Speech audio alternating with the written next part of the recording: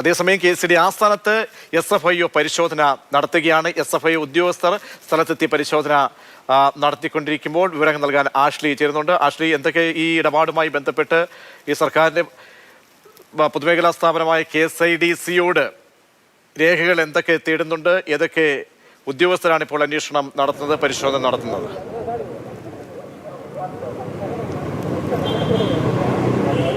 രജീഷ്, ഇന്ന് ഉച്ചയ്ക്ക് 1:15 SFIO ഉദ്യോഗസ്ഥർ തിരുവനന്തപുരം വെള്ളയമ്പലത്തെ KSIDC ഓഫീസിലെത്തി പരിശോധനയ്ക്കെത്തിയത്.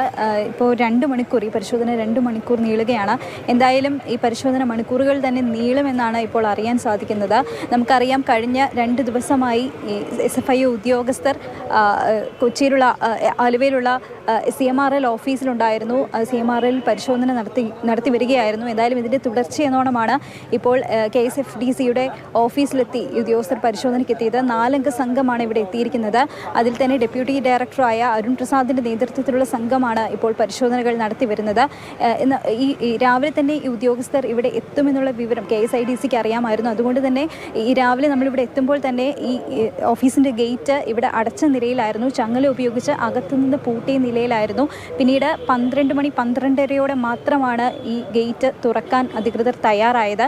പിന്നീട് 1:15 SFIO ഉദ്യോഗസ്ഥർ സ്ഥലത്തെത്തിയത്. നമുക്കറിയാം, ഈ കഴിഞ്ഞ ഏതാനും നാളുകളായി തന്നെ KSIDCയുടെ ഭാഗത്ത് നിന്ന് ഈ ഓഹരി പങ്കാളിത്തം അടക്കമുള്ള കാര്യങ്ങളെല്ലാം തന്നെ വലിയ വിവാദമായിരുന്നു. അന്ന് അന്വേഷണത്തിൻ്റെ ആദ്യഘട്ടത്തിൽ ബാംഗ്ലൂർ ROCയോടും അതുപോലെ തന്നെ എറണാകുളം ROCയോടും തങ്ങൾക്കിതിൽ യാതൊരു പങ്കുമില്ല, അല്ലെങ്കിൽ തങ്ങൾക്ക് ഈ കരാറിനെ പറ്റി CMRLും അതുപോലെ തന്നെ എക്സാലോജിക്കും തമ്മിലുള്ള പങ്ക് ഈ കരാറിനെ പറ്റി യാതൊരു ധാരണയുമില്ല, അറിവുമില്ല എന്നാണ് അന്ന് KSIDC വിശദീകരിച്ചിരുന്നത്. എന്നാൽ അത് അംഗീകരിക്കാൻ, ഈ KSIDCയുടെ വാദം അംഗീകരിക്കാൻ ROC, ബാംഗ്ലൂർ ROCയും അതുപോലെ തന്നെ എറണാകുളം ROCയും അന്ന് തയ്യാറായിട്ടുണ്ടായിരുന്നില്ല. പിന്നീട് നമുക്കറിയാം, ബാംഗ്ലൂർ ROCയുടെ റിപ്പോർട്ടുകൾ പുറത്തു വന്നു. അതായത് KSIDC ഒരു പൊതുമേഖലാ സ്ഥാപനമാണ്, വ്യവസായ വകുപ്പിന് കീഴിലുള്ള പ്രവർത്തിക്കുന്ന ഒരു സ്ഥാപനമാണ്. അതുകൊണ്ട് തന്നെ മുഖ്യമന്ത്രിക്ക് ഇതിൽ നേരിട്ട് പങ്കുണ്ട്. മുഖ്യമന്ത്രിയുടെ നിയന്ത്രണത്തിൽ പ്രവർത്തിക്കുന്ന സ്ഥാപനമാണ്.